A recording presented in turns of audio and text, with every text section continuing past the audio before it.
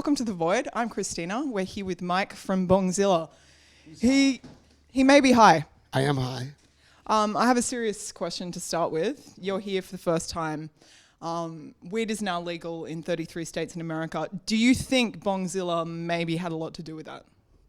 I've smoked a lot of that weed in those 33 states. But yeah, I mean, that seems burdensome. What, to have been responsible for it all? Yeah. But no, I mean, I've propagated weed usage. Yeah, you have propagated it.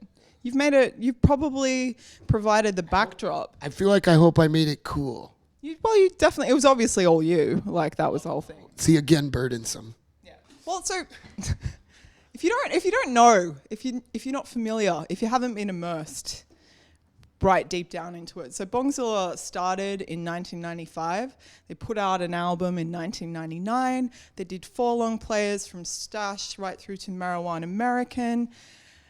In 2000, marijuana. I knew I'd fuck that up. It's okay. It's not an easy word since I made it up. Did you invent it? Well, it's words missing with no words missing. Were you high?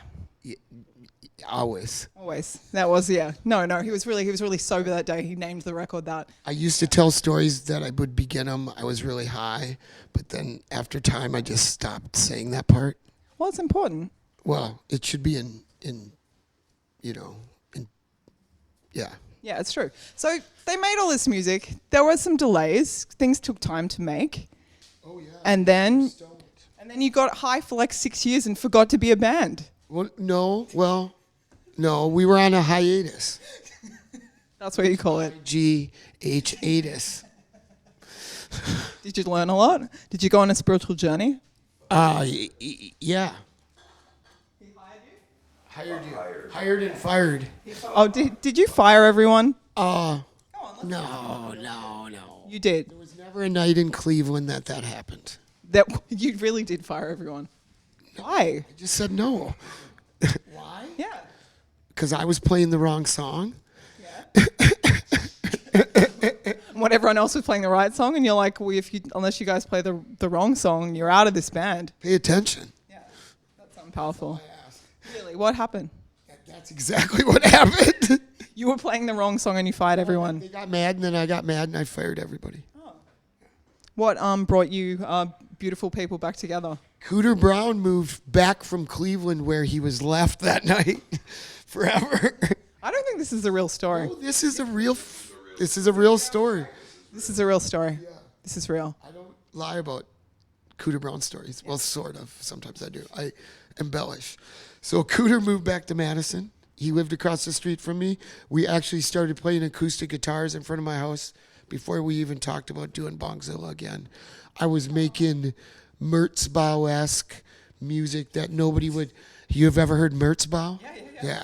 So music people wouldn't want to hear but me, just to like still make music, but not worry about if anybody likes it but me. You know, take back my soul maybe a little bit. And we started jamming, playing, hillbilly music on the porch first, and then Like hobos. Yeah, straight away. Straight up hobo music? High hobos. Yeah. What did you wear? Well, I had a bandana and bibs. And no, you don't wear socks or shoes. And you have a straw that hangs out your mouth. With a hat with the beer cans on each side? Cooter weirdly wore one of those really little bikinis that you would see in Europe. Are you making a new album? We are going to make a new album. About bloody time. I know, You've been germinating for like 14 years. Well, sometimes you burn slow. How's your relationship with your muse changed over time? Yeah. People have the question of isn't it hard to write every song about weed? No. We have a song called Free the Weed, Space Rock. Free the Weed's about the U.S. and what's been going on. That so many. Oh, that's great. Yeah, and then Space Rock's about making this weird rock thing that's 3 different kinds of marijuana products smashed together. We called it a space rock. You're a space rock. Yeah, I am a space rock for sure. And then there's a song called Earth Flower, which is about how marijuana. So if there's a disease on this planet, there's a cure on this planet as well. just because we think we're above the planet in the universe, we don't always find it or discover it. But there's a reason marijuana grows everywhere in the world, because it's one of the only true cure-alls in the world. Will it cure everything? No. But it will cure many, many, many things compared to other plants, especially, in unrefined into a medicine, So I think we're going to call it Weed Wisconsin. State. I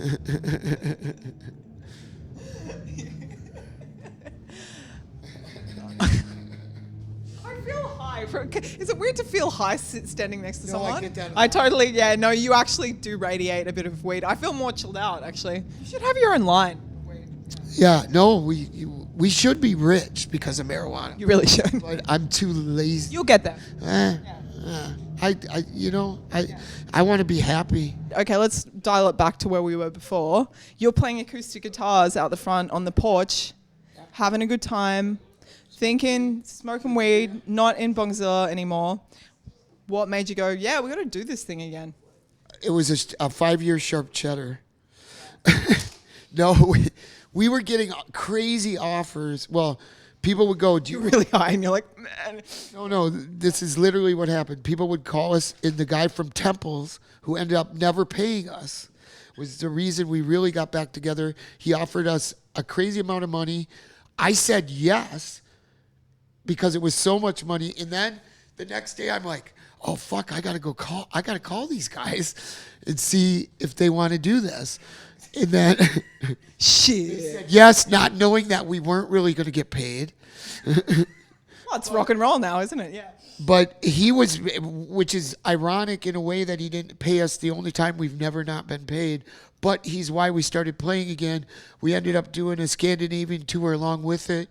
Made enough money that didn't super make those guys hate me. Oh, they I'd say like. Strong with deep lying friendships. It's meaningful. But yeah, and then You love each other, let's be honest. that- Talked to a band last week. They're like, "What's your relationship?" He's like, "Well," I said, "It's like being married." He's like, "To call it a marriage really cheapens what we have." well, it's the best. Well, I've said that too. You're married to 3 gentlemen. The sex is playing the show.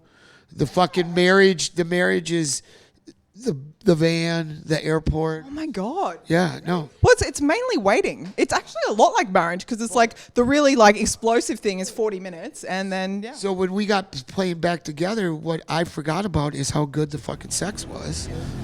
Playing music was incredible. I forgot how much I laughed when I was with those guys, and yeah, it's been great ever since. How would you propose to one of them if you were to actually get married? Well, what would it like? I would get him really drunk. Yeah. I would fly him to Vegas in the peak of the drunk, maybe a little LSD for the flight. Yeah. We'd get there. None of us would get out of the limo. It would be a fat Elvis drive-through. You guys are in, aren't you? They're really into it. Hawaii shirts for everybody. Korean Elvis. Fat Elvis. Korean fat. Korean fat Elvis.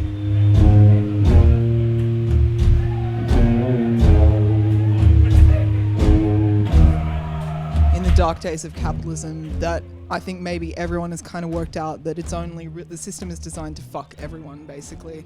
And yeah. Dark days of capitalism before you. Do you want to go into that? Dark days of capitalism. That's what we're living in, man. These are the end times. Now marijuana is part of it. Yeah. Well, I was talking to someone that was saying there's shades of racism in it.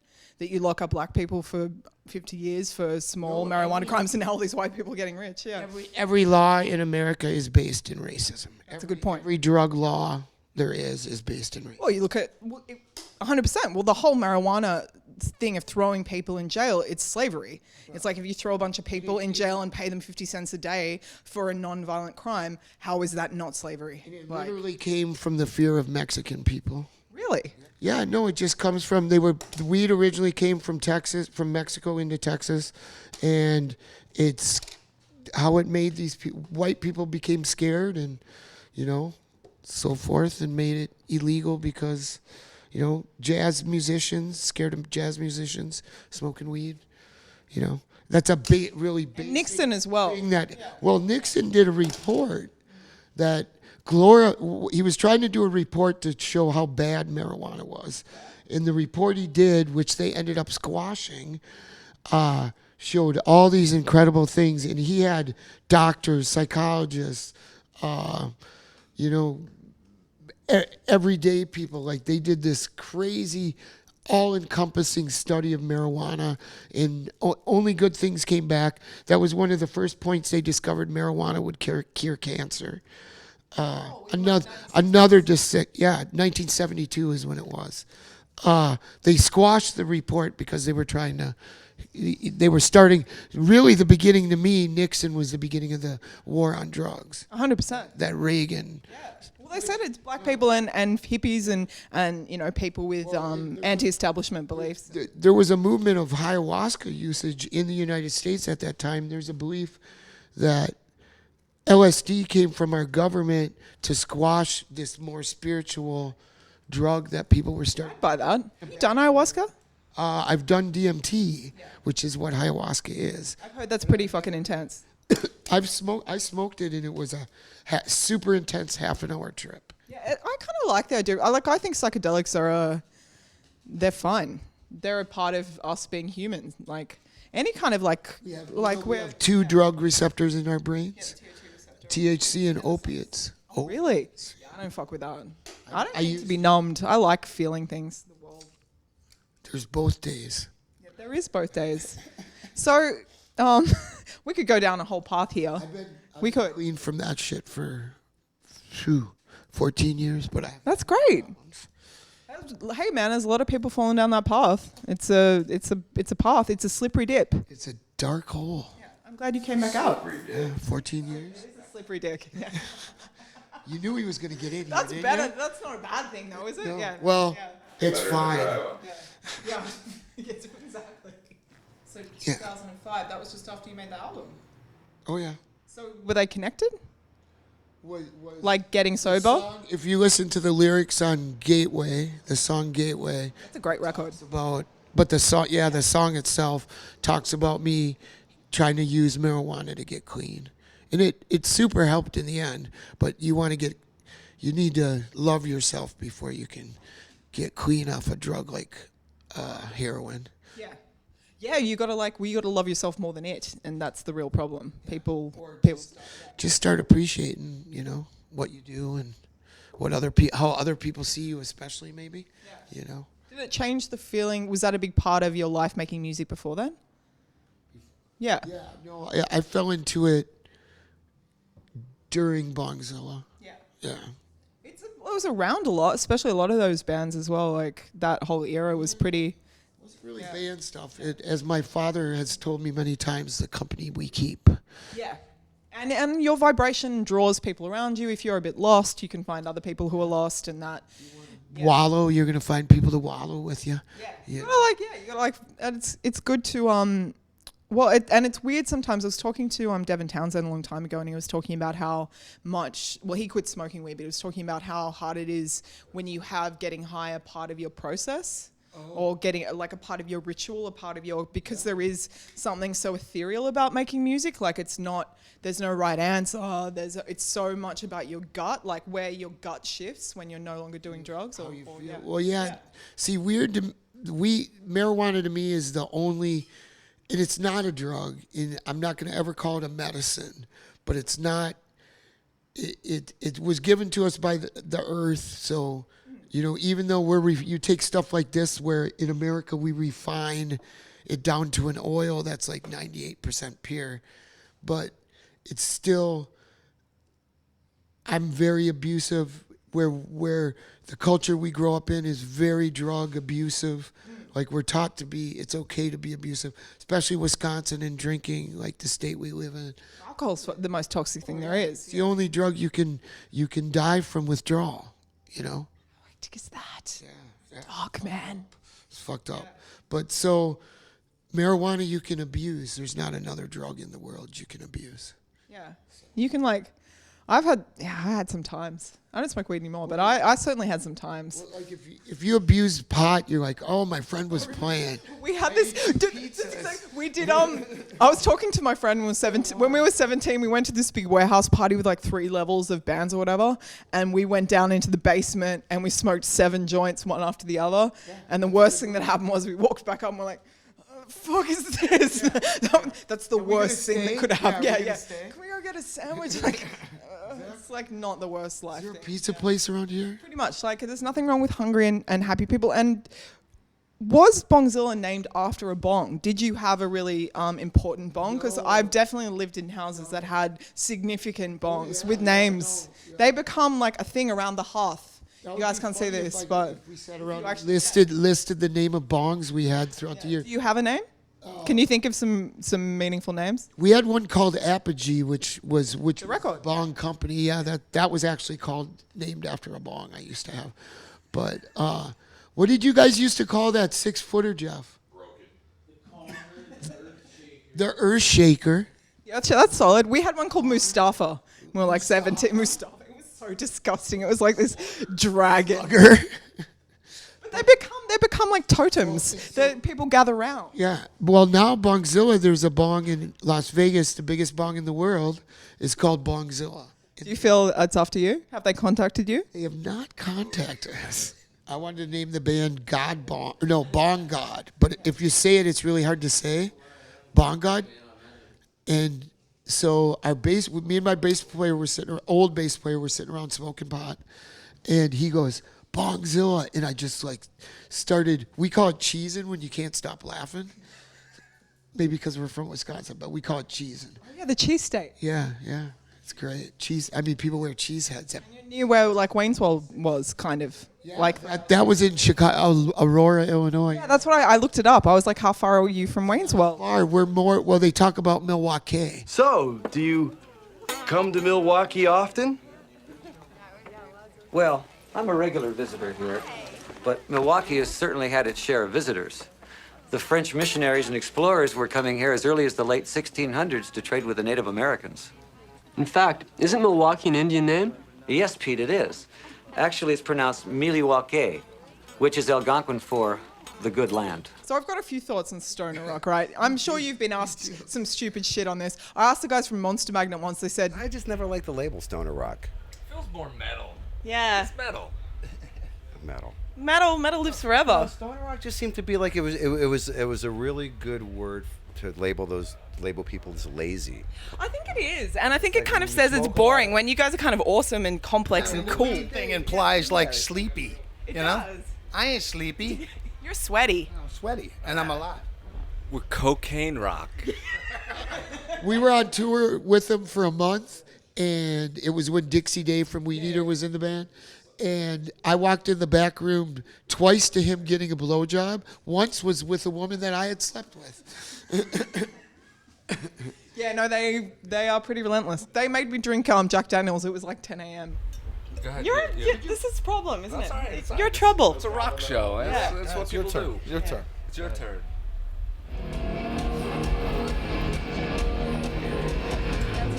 Stoner rock is an interesting one because I was thinking about it and I'm like, there is a weird, one way to look at it could be that the thing it shares, this is just a weird thing that coalesced in my head today.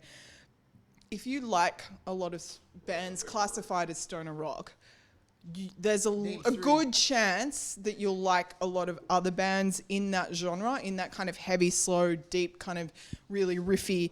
Like if you like weed, you're probably going to like all the different kinds of weed, and you're probably going to get along with other stoners. Yeah. Like, there's a certain shared thing. Like, if you're a stoner, you share a certain thing. Right. Stoner bands kind of share a certain thing. And it is the opposite of what pop music sounds like right now, which is really clean, really soft, really light, really up here. And this is all down here. So it's almost like all these bands are like fucking trees in the forest, and they share the same forest. They're different plants. They're different trees, but they've got kind of bristly arms. They're really all about like riffs, which is like the trunk. Yeah, it's amazing I haven't smoked pot in 3 years. What are your thoughts on the matter? I don't know. What do you think this word means? feel like I should just smoke. Yeah, you should. I actually kind of feel like you should probably smoke now. YouTube. You should probably smoke now. Okay. Oh look, no, you really. No, that obviously we weren't just talking about smoking weed, and there was obviously nothing gestured just then about weed. But yeah, what do you think? What do you think it means? What do you think? Why is it such a beloved thing? It feels like there's a renaissance. Do you feel like there is one? Well, it's Working Man, like or Anthem by Rush. Pick any song. You can describe the whole thing with the Rush song. Really? Yeah. No, it's like it's more honest, I think, than what's going on in music that's, such multi-million-dollar, It's blues children. It's the children of blues. It's stolen black music. It's Robert Johnson and like. Oh yeah, I know. The crowd. All stolen black music. Oh yeah, for real. Yeah.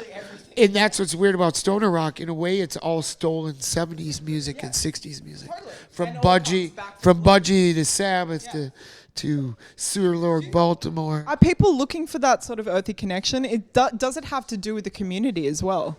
I think it's definitely a group of people that are maybe closer to the spiritualism we all seek than your average person that's 9 to 5. And you think about Non-civilians. well, I mean, a lot of people have to be civilians. you got to pay bills. We're all born into a world that I don't understand. I don't understand it either. I'm trying to live outside the fringe, man. A little, carve that little river. You're gonna Carve rivers. Yeah. When you guys first came out, was there a connect? Like, how did independent music? How was it connected back then? Because you had bands like High-atus and you had other bands of the world. Who were the bands you guys were excited in and were a part of? Oh, we hooked up from every power violence bands and Violence. like Newthgrush and Dystopia. I Hate God. Yeah, I Hate God is sludge like we are to me. I remember first seeing I Hate God and just losing it. Sleep back then. What, did you know Matt Pike back then? We met him when we toured with High on Fire. They're lovely. Yeah. Oh, that's right. Oh, really? Right. Actually, Yeah. tell our High on Fire story. So we were recording with Billy Anderson, our second record, Stash, and our first full length. But and High on Fire was playing maybe their fifth show. Yeah, Covered Wagon in San Francisco, and we went down, and Billy knew Matt from the Sleep Days. We're like, yeah. So it was like their fifth show, maybe, or something. Oh, really? Yeah, it was super. Mastodon started at a High on Fire basement show. That's where we kind of all came together. I mean, Braun and myself, the drummer, we'd been playing together since the early 90s in many different bands. And we moved from New York down to Georgia. So we all called each other and said, hey, we're moved here, and you want, High on Fire, there's a mutual band that we know and we're friends with, so let's go. They're playing across the street in this little punk rock, dirt basement. I mean, it was back in 2000, early 2000. Yeah. So we all went there and we exchanged, back patches and, oh, hey, cool Iron Maiden back patch. And, oh, Thin Lizzy, like them? Cool. Slayer t-shirt, yeah, we like Slayer, Neurosis. Melvins, High on Fire. So we're all like, oh, let's jam tomorrow. So it was, that's where we all kind of just got real drunk together and took mushrooms and started like, hey, is there a band, man? Let's get a band together. They opened for us for 2 weeks when they first. Oh, really? Yeah. That's hilarious. And me and their guitar player would whirlybird across the street at each other, if you know what that. Bill?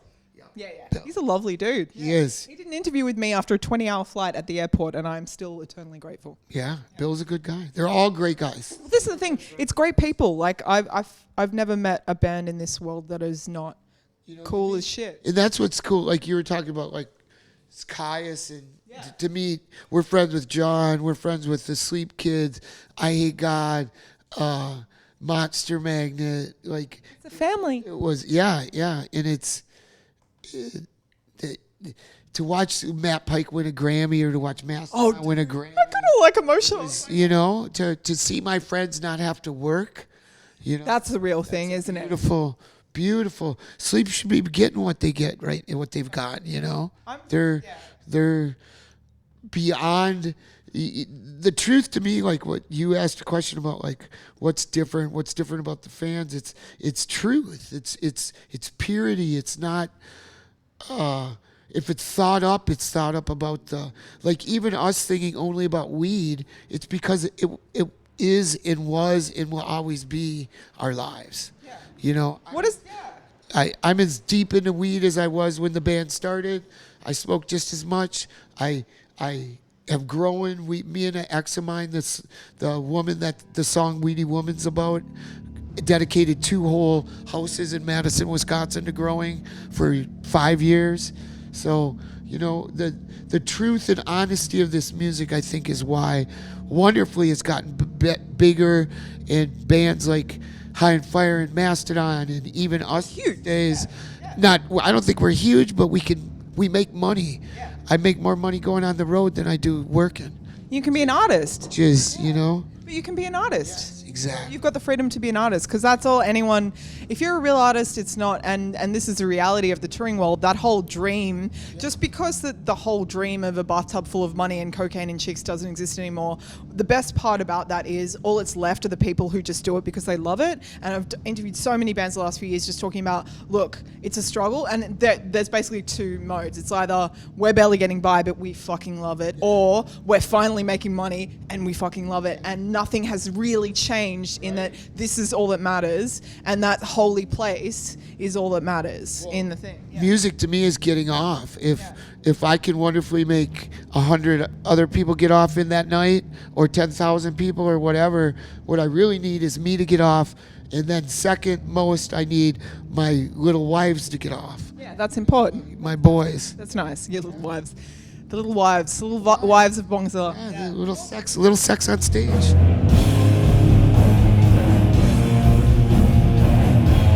I want to share something important. Yes, I like important. It was in Sri Lanka, formerly Ceylon, when one of us had to get 1,000 brown M&Ms to fill a brandy glass. Or Ozzy wouldn't go on stage that night. So Jeff Beck pops his head round the door and mentions there's a little sweet shop on the edge of town. So we go, and it's closed. There's me and Keith Moon and David Crosby breaking into this little sweet shop, right? Now, instead of a guard dog, they've got this bloody great big Bengal tiger. I managed to take out the tiger with a can of mace. But the shopkeeper and his son, that was a different story altogether. Had to beat them to death with my own shoes. Nasty business, really.